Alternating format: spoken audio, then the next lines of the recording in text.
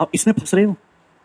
24 sign theta plus 7 cos theta 25 है, तो 7 sign theta plus 24 cos theta क्या होगा भाई? इसमें तो ऐसा कुछ नहीं हो रहा, लेकिन ट्रिपलेट यहां भी दिख रहा है, तो इसके लिए अब नया कंसेप्ट, ये स्क्वायर को जोड़ के नहीं होगा सवाल, ये दिस इज समथिंग डिफरेंट मेरे प्यारे भाई, और इस पे बहुत सवाल बनते हैं मेरे दोस्तों, ध्यान से समझिएगा, बहुत प्रेम भाव से, मजा आ जाएगा आपको कंसेप्ट समझ के। भाई अगर किसी सवाल में मेरे प्यारे भाई आपको ऐसी कंडीशन दिखाई दे, A sine theta plus B cos theta बराबर सी, अगर किसी सवाल में आपको ऐसी कंडीशन दिखाई देती A sine theta plus B cos theta बराबर सी, ध्यान समझिएगा, A sine theta plus B cos theta बराबर सी, क्लियर है? एंड ए डाटा ये दिखाई दिया A sine theta plus B cos theta बराबर सी, और डाटा इस प्रकार से सेट है कि ए स्क्वायर प्लस बी स्क्वायर जो है मेरे प्यारे भाई वो सी स्क्वायर के बराबर है। ए स्क्वायर प्लस बी स्क्वायर जो है मेरे प्यारे भाई वो किसके बराबर है? वो सी स्क्वायर के बराबर है। दोस्तों ध्यान समझिएगा, ए स्क्वायर प्लस बी स्क्वायर जो वो किसके बराबर है? वो सी स्क्वायर के बराबर है। डाटा एबीसी की वैल्यू ऐसे सेट है। तो ये जो इक्वेशन है ना मेरे प्यारे भाई, A sine theta plus B cos theta बराबर सी, ये उस राइट एंगल ट्राइंगल से लिखी गई है जिसका परपेंडिकुलर ए है, अभी बेस आपका बी है मेरे दोस्तों, और हाइपोटेनस आपका सी है। ऐसे ढंग से समझने की कोशिश करेगा। सवाल में आपको A cos theta, A sine theta plus B cos theta C दिया है, और कंडीशन आपको एबीसी की वैल्यू इस प्रकार से सेट की गई है कि ए स्क्वायर प्लस बी स्क्वायर बराबर सी स्क्वायर के। मेरे प्यारे भाई अगर मैं सी को इधर ले आऊं तो मैं इस प्रकार ऐसे लिख सकता हूं, ए बटे सी साइन थीटा प्लस बी बटे सी कॉस थीटा बराबर 1, बी बटे सी कॉस थीटा बराबर 1। आप बोलोगे जी सर तो इक्वेशन आ गई मेरे प्यारे भाई। अगर आप ध्यान से देखो तो यहां पे एबीसी ट्रिपलेट फॉर्म में आपको दिख रहा है, जहां सी जो है ए स्क्वायर प्लस बी स्क्वायर बराबर सी स्क्वायर हो रहा है।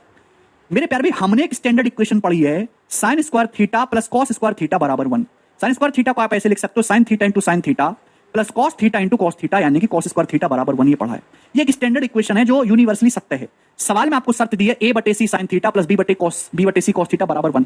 अगर मैं थोड़ी देर के लिए इन दोनों का कंपेरिजन करूं, तुलना, अगर मैं इन थोड़ी देर के लिए इन दोनों इक्वेशन की कंपेरिजन करूं, कंपेरिजन करो मेरे दोस्तों, तुलना, क्लियर है? ये कंडीशन आपको सवाल में दी है, ए बटे सी साइन थीटा प्लस बी बटे सी कॉस थीटा बराबर 1।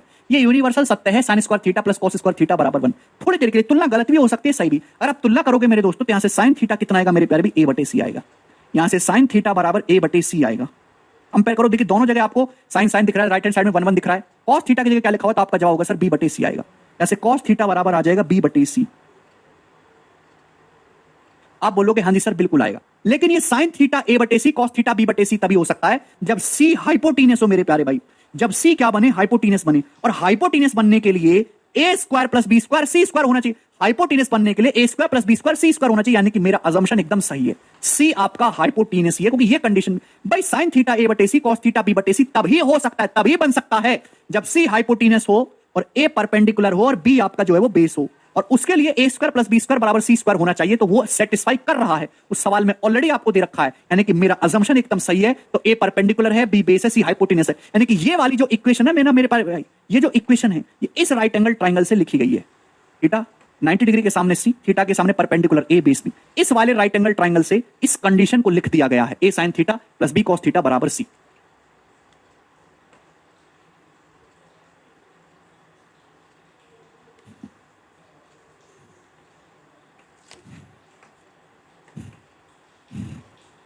क्लियर है? आप बोलोगे जी सर।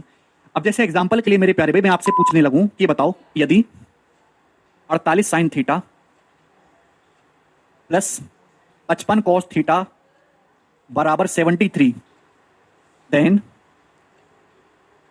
कॉट थीटा बराबर क्या? आपके सामने सवाल आ गया, करिए जरा। अरे शिवा भाई क्या हुआ, जल्दी से जवाब दीजिए।